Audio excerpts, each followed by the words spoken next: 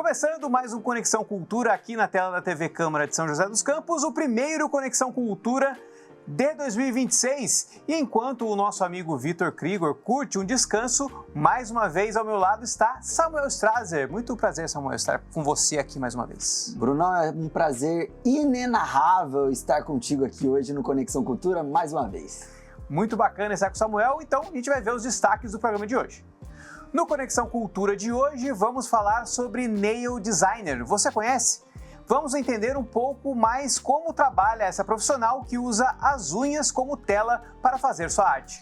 Vamos falar também sobre arte no cabelo. Você vai conhecer melhor como funciona o trabalho de um transista, uma moda que anda fazendo a cabeça aí de muitos homens e mulheres. Ainda tem sessão pipoca com mais um filme nacional, dessa vez O Homem que Copiava. E também o Tem na Biblioteca, com a maior obra de fantasia de todos os tempos, O Senhor dos Anéis. Então vem com a gente que o Conexão Cultura tá só começando.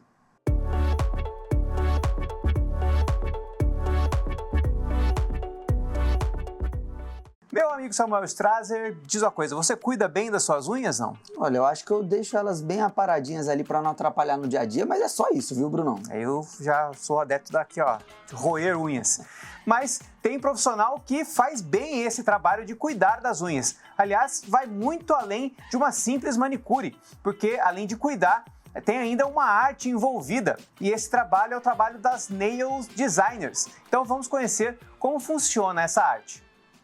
E aí, pessoal do Conexão, tudo bem? Mais um VT, tô de volta aqui e hoje a gente vai falar sobre uma arte um pouco diferente, que agora, né, eu tenho certeza que as pessoas já estão se acostumando, que é a nail design. Gente, são artes na unha, literalmente isso. A gente pensa que é muito sobre estética, mas vai além disso. Tem todo um conceito, uma arte mesmo, e hoje a gente vai bater um papo com quem entende muito sobre o assunto e também entender quais são as novas tendências, o que o mercado está pedindo.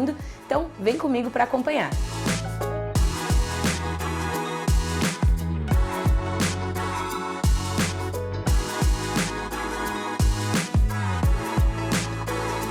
Então, gente, para a gente começar a entender um pouquinho desse universo do nail design, eu vou conversar agora com a Ana Beatriz, que já trabalha há um tempinho com isso. Então, Ana, antes da gente começar, me explica um pouquinho como que você começou, como que foi o seu início aí nessa área. Eu comecei fazendo a minha própria unha e quando eu vi que eu tinha afinidade com aquilo, que muitas pessoas elogiavam, eu comecei a ir para essa área e eu me identifiquei bastante, porque mistura arte com beleza e tudo que é na área de beleza me interessa. E aí eu pensei em me aperfeiçoar, né? Fiz um curso para poder iniciar os atendimentos e fui conquistando os clientes com bastante decorações, porque no mercado são poucas pessoas que fazem essas decorações. A maioria faz uma decoração mais básica, uma unha mais lisa, que também é um público, mas eu consegui atrair esse público por ter esse estilo diferente. Entendi. Inclusive, falando um pouquinho aí, você já citou que existem vários tipos, né? Mas na prática, assim, qual que é a diferença de uma manicure tradicional para uma nail designer? A manicure tradicional, ela trabalha geralmente com alicates, coisas assim. A nail designer, ela já expande um pouco o leque para cutilagem russa. A manicure tradicional, ela vai usar um esmalte que ele seca por evaporação, né? Agora já o gel, ele é um esmalte que ele vai secar com a cabine. Então tem uma durabilidade maior, os procedimentos parecem ser os mesmos, mas são muito diferentes. O gel não pode escorrer na cutícula porque pode causar alergia. São formas de trabalhar diferentes. Conta pra gente um pouquinho como que é esse processo de confecção das unhas. Geralmente a cliente vem e me mostra uma ideia ou me diz o que ela estava pensando. E aí eu apresento para ela algumas ideias, eu busco bastante inspiração nas unhas internacionais.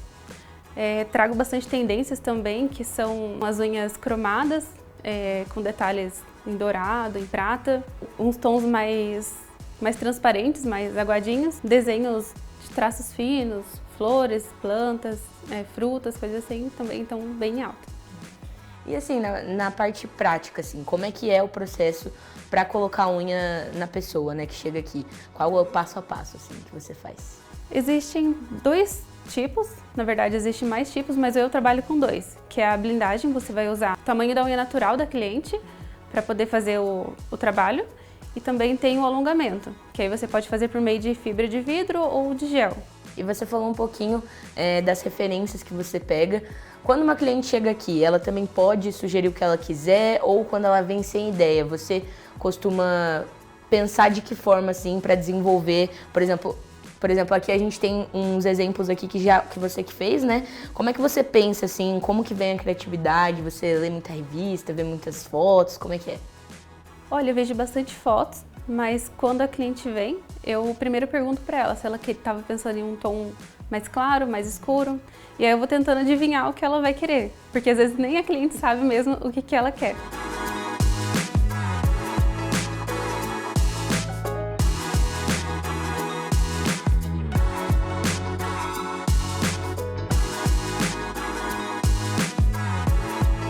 Bom, pessoal, então como a gente viu, acho que deu para conhecer bastante desse universo, né? Tenho certeza que muita gente acreditava que era só por estética e tudo mais, mas a gente acompanhando aqui o dia a dia, um pouquinho do dia a dia da Ana, deu para ver que exige muito um processo criativo. Realmente a nail art é um mercado que tem crescido e está se popularizando aí. Então, Ana, muito obrigada por abrir as portas aqui pra gente, mostrar um pouquinho da sua rotina, do seu cuidado. Eu que agradeço, gente. Prazer conhecer vocês.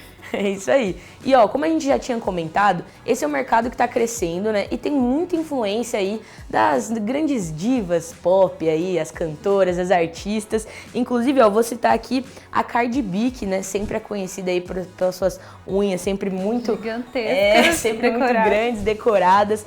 A nail designer dela se chama Heloísa Marie Pérez, né? E ela é uma artista especialista em unhas postiças e ultra longas. Então, por isso que a Cardi B acaba sempre escolhendo ela para fazer as suas unhas. Vindo aqui agora pro Brasil, né? A gente tem a Roberta Muniz, que faz as unhas da Sabrina Sato, da Ivete Sangalo, da Ludmilla, da Manu Gavassi, de tantas outras artistas brasileiras. Ela é mestre nas unhas em gel, gente. Inclusive, ela é uma das que iniciaram esse processo aqui no Brasil. Então, olha só que bacana. E também vou destacar aqui o Shawn Legend, que é um homem, né? Que, inclusive, a Ana estava me falando que é muito comum isso lá fora, né, Ana? Sim, cada vez mais essa profissão está crescendo entre os homens também. Olha só. E aí, ele é responsável por fazer as unhas das Kardashians Jenner. Então, Kylie Jenner, Kim Kardashian, essa família aí que tá sempre também, né, muito na elegância ali, com as unhas decoradas. Então, acho que ficou o recado aí, né? Tenho certeza que vocês aí do estúdio, os meninos, devem ter ficado inspirados um pouco com tanta beleza aqui. E tanta delicadeza, gente, porque é um processo tão pequenininho, né? Minucioso. Minucioso. É isso, pessoal. Beijão, até a próxima. Muito bacana, né, Samuel? Aprender um pouquinho mais sobre essa arte.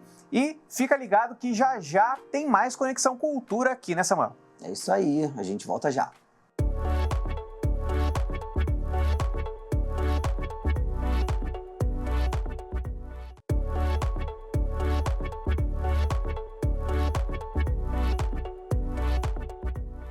Voltamos com Conexão Cultura e continuamos falando sobre arte e beleza também, né, Samuel? Exatamente, Brunão. A gente falou do nail design, né, que é a arte nas unhas. Agora a gente vai falar de arte nos cabelos. Você conhece o trabalho de um transista? Pois é, o nome já dá aí uma dica do que é. Mas tem muito detalhe legal que as pessoas geralmente não sabem como funciona e o Brunão vai te contar. Pois é, e é uma atividade que dá muito trabalho, mas o resultado fica bem legal e bem bonito. Confere aí.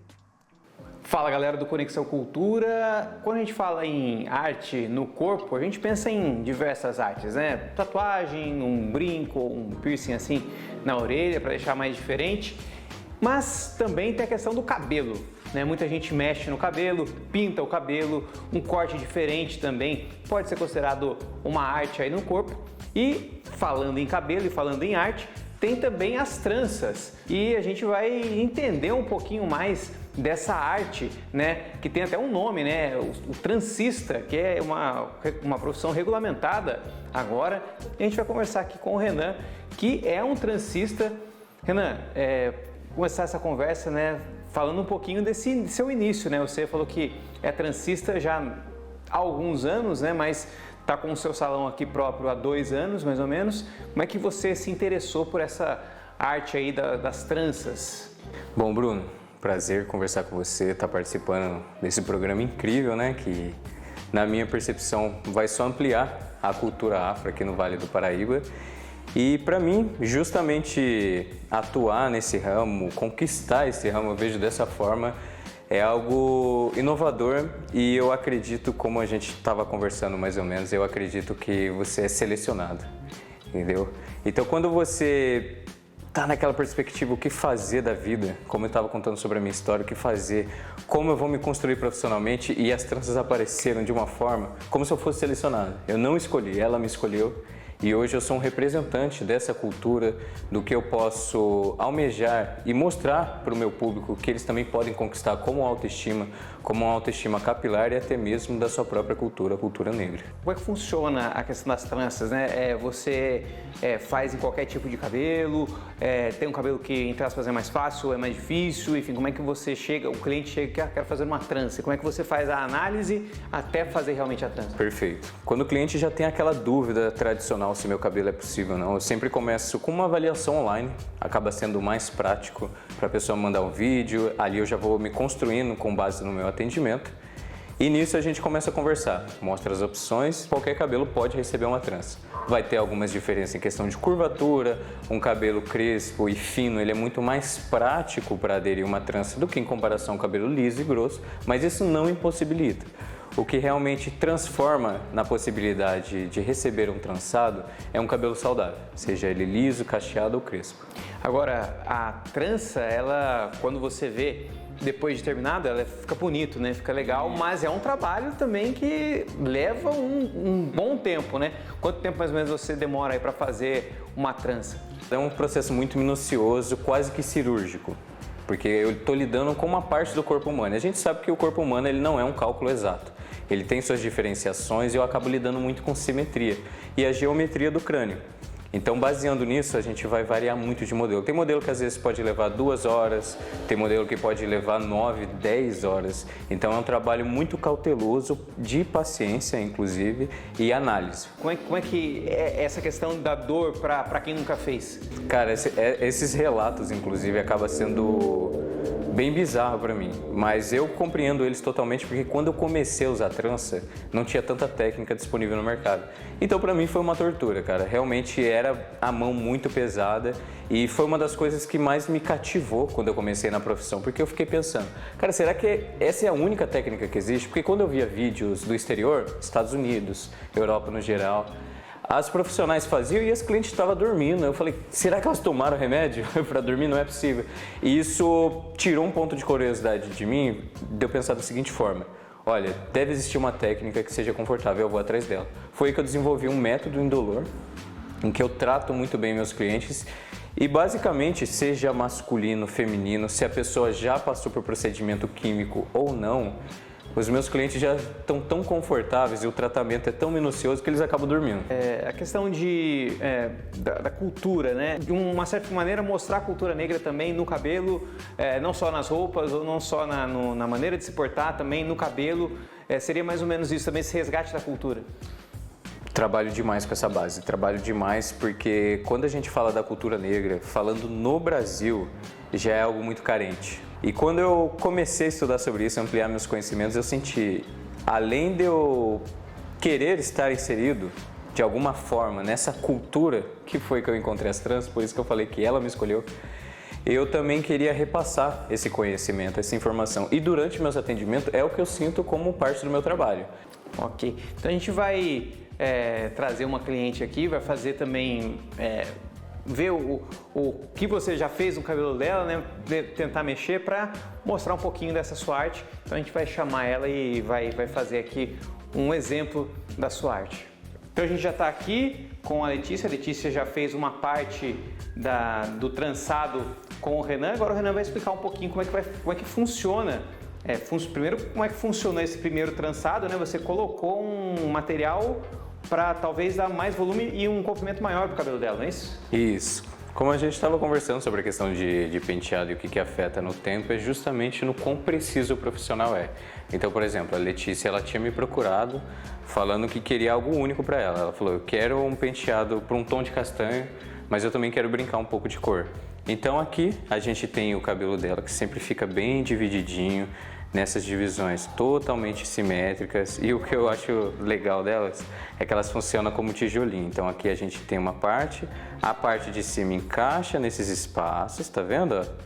E uma parte cobre o outro, o que deixa o penteado mais natural. E aí esse material aqui, ele imita cabelo, né? Isso, ele imita mesmo um cabelo natural. Ele é um material que a gente chama de biofibra, né? Uma fibra mais, vamos dizer, mais premium, justamente porque, como eu havia citado que esse penteado ali ele tem uma usabilidade de 60 dias, acaba precisando de um material de mais qualidade. E como ele vai imitar um cabelo natural, a gente também tem uns cuidados igual a um cabelo natural. E esse aqui demorou quanto tempo para fazer mesmo? Esse penteado a gente levou 10 horas para fazer, justamente porque a Letícia ela tem mais quantidade de cabelo mesmo, é tradicional, e afeta na questão da textura. Por exemplo, o cabelo da Letícia é um cabelo cacheado, ele é cacheado e cheio. Então você precisa ter ali a paciência e também o cuidado profissional. Letícia, você gostou do resultado? Eu amo, eu adoro, eu me sinto uma outra pessoa, sabe? A gente até brinca aqui no salão que altera a personalidade. Toda vez que eu tô com um cabelo diferente é uma nova pessoa. Ana, muito obrigado por receber a gente aqui, enfim, pra gente conhecer um pouquinho mais desse seu trabalho, dessa sua arte, por que não? E é isso, a gente deseja a você sucesso e que muitos outros cabelos sejam trançados por você. Um prazer, viu? Muito obrigado. É isso. Um abraço, voltamos com vocês aí no estúdio. Eu também vou estar no estúdio aí. Tchau. Tá aí, então, foi muito bacana conhecer esse trabalho de trancistas, né, de perto, né? Conhecer o trabalho do transista de perto, saber como funciona. Olha só, Bruno, imagina se eu pegasse e metesse uma trançona assim, ia ficar legal, eu acho, viu? Eu gosto, igual do Memphis Depay, assim. Igual do Memphis Depay, assim, ótima, e com o símbolo do Corinthians ainda ia ficar incrível. Muito bacana. Mas pessoal, no próximo bloco tem mais cultura pra você, a gente vai trazer dica de filme, dica de livro, não saia daí, o Conexão Cultura volta já.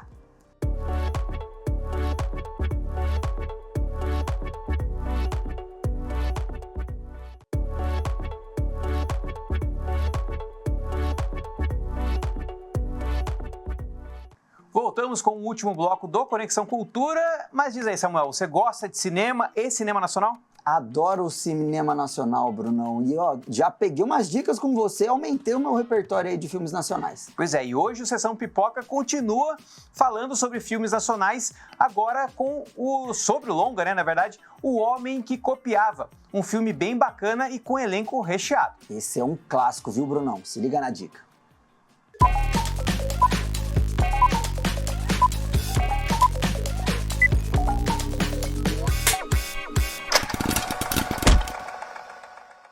Olá pessoal, como vocês estão? Hoje o Sessão Pipoca vem com um filme brasileiro inteligente, criativo e cheio de surpresas. O filme da vez é O Homem que Copiava, de 2003. Dirigido por Jorge Furtado, o longa conta a história de André, um jovem tímido, inseguro e desajeitado, que trabalha como operador de fotocopiadora e leva uma vida simples, mas tem grandes sonhos, apesar da falta de dinheiro.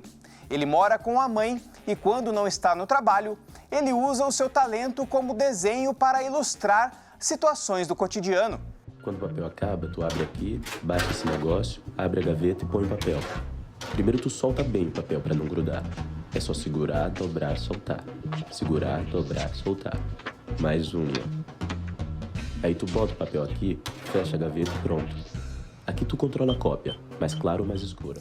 Só que tudo muda quando ele se apaixona pela vizinha Silvia.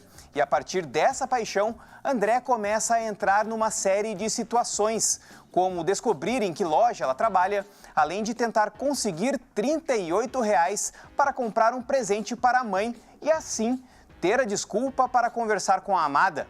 Mas sem a grana necessária, ele tem uma ideia: replicar notas de R$ 50 na máquina fotocopiadora do trabalho. E é a partir daí que começa uma série de confusões. Enquanto minha mãe vê novela, eu fico no quarto, lendo ou desenhando. Zé Caolho mora com vó doutrina. Você tem que prestar atenção na aula. Preste atenção no que os professores ensinam. Se você não entender, pergunte. No início do filme, o interessante é que o protagonista narra em uma voz off como é a sua rotina diária nada empolgante, o que ajuda o espectador a entender o contexto em que o personagem está inserido. E com um roteiro muito bem construído e uma narrativa criativa, O Homem que Copiava brinca com a ideia de como pequenas decisões podem mudar tudo na vida de alguém e mostra que, às vezes, a realidade é tão inesperada quanto uma boa história de cinema. A maior dificuldade de fazer uma nota de dinheiro aqui é que tu tem que imprimir os dois lados e é muito difícil ficar certinho, uma nota em cima da outra. Levei umas 5 horas fazendo isso. Consegui uma nota bem parecida com a verdadeira. No elenco, Lázaro Ramos brilha no papel principal ao lado de Leandra Leal, Pedro Cardoso e Luana Piovani, numa combinação que deu muita química entre eles. Números você jogou? Joguei os primeiros. Como assim? 1, 2, 3, 4, 5, 6. Que isso, cara? Tá brincando? Tu não fez negócio de... Ô, cara, ela não desconfiou de nada, mulher? Desconfiar por quê? Ah, pô, ninguém joga assim, cara. 1, 2, 3, 4, 5, 6, isso não vai dar nunca. É impossível de dar. Não vai sim, a chance é a mínima, igual a qualquer outra. Não, isso é impossível dar 6 números seguidos, ainda mais começando de 1. É tão impossível quanto dar qualquer outro número. Ah, tu vai jogar o que agora? 2, 4, 6, 8, 10? Não é, boa ideia. Ó, faz atenção aí, fica... O Homem que Copiava é um clássico moderno do nosso cinema que consegue ser divertido, crítico e, ao mesmo tempo, profundamente humano. Uma obra daquelas que ficam na cabeça por muito tempo depois dos créditos subirem. É isso. Semana que vem eu volto com mais um filme para vocês. Até mais!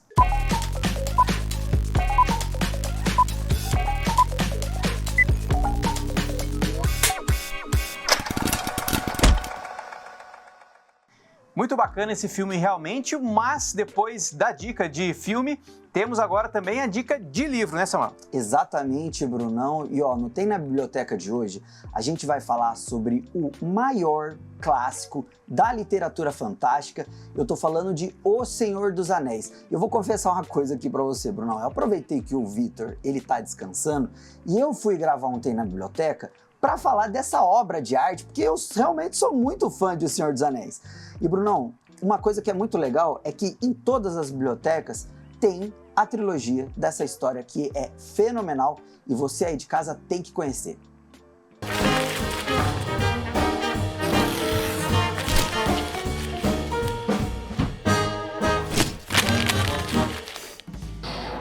Um anel para todos governar, um anel para encontrá-los, um anel para a todos trazer e na escuridão aprisioná-los. É com esse poema que começa a maior história da literatura fantástica de todos os tempos. Eu estou falando de O Senhor dos Anéis. E esse livro, ou melhor, toda essa saga tem na biblioteca. Publicada como 3 volumes, mas pensada como uma história única, O Senhor dos Anéis acompanha a jornada de Frodo Bolseiro, um hobbit com uma missão impossível: concluir uma jornada de milhares de quilômetros para invadir o covil do inimigo e destruir o Anel do Poder, arma criada por Sauron, a personificação do mal, para dominar toda a Terra-média. Nessa caminhada ele conta com a companhia de outros hobbits, guerreiros, elfos, anãos e um mago, o poderoso Gandalf, numa aventura que mistura amizade, coragem e o eterno conflito entre o bem e o mal. É uma saga épica sobre escolhas, sacrifício e esperança, que redefiniu o que é fantasia. E não tem como a gente falar de O Senhor dos Anéis sem falar da mente brilhante por trás dessas páginas. J.R.R. Tolkien era um professor de letras britânico tão apaixonado por línguas que ele criou as próprias, e elas ficaram tão boas que ele teve que criar uma história para usar. A fusão dessa produtiva carreira acadêmica com as experiências de sua vida que proporcionaram o universo criado por Tolkien e estabelecido em suas diversas obras. O exemplo mais visível disso é a quantidade de idiomas criados por Tolkien, algo que era uma diversão desde a infância. O Quenya élfico é inspirado pelo finlandês, por exemplo. Não apenas idiomas, mas também criou novos e diversos alfabetos, como um inspirado pelas runas nórdicas. Seu conhecimento e criatividade com linguística era tão grande que ele foi procurado durante a Segunda Guerra Mundial para desenvolver códigos secretos para os britânicos, mas o trabalho não avançou. E ele não tinha pressa não, viu? Ele começou a escrever seu primeiro livro em 1930 e publicou só em 1937.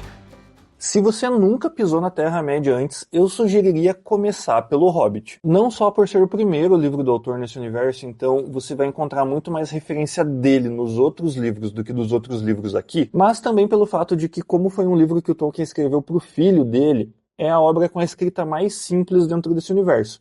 Parece muito mais um conto de fadas do que uma alta fantasia como as outras obras. Tendo lido O Hobbit, aí sim eu sugeriria ingressar na trilogia de O Senhor dos Anéis. Não é uma leitura tão simples quanto O Hobbit, aqui a escrita do Tolkien já fica mais densa e bastante descritiva.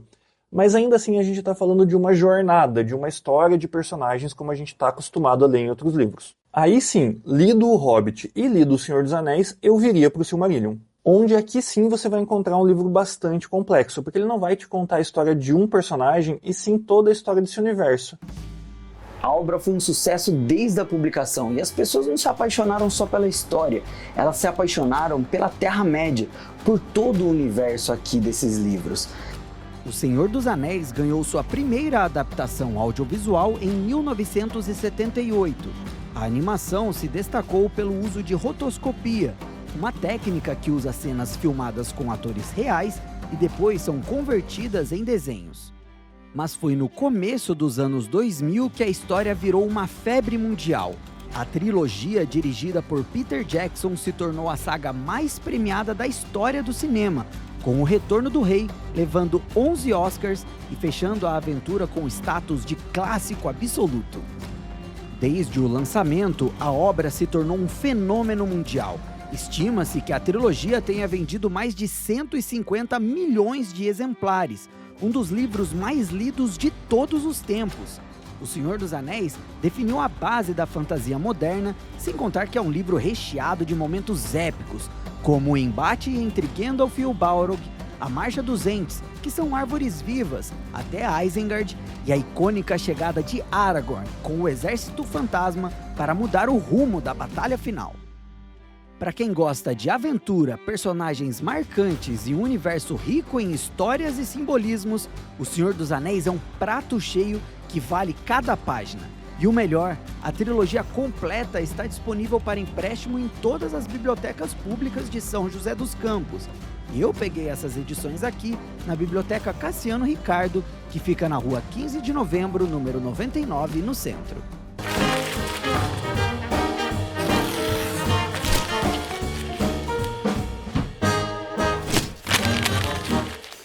Aí uma dica de livro para você, né? Não só um, né? Tem três livros, né? Então tem a trilogia toda do Senhor dos Anéis aí.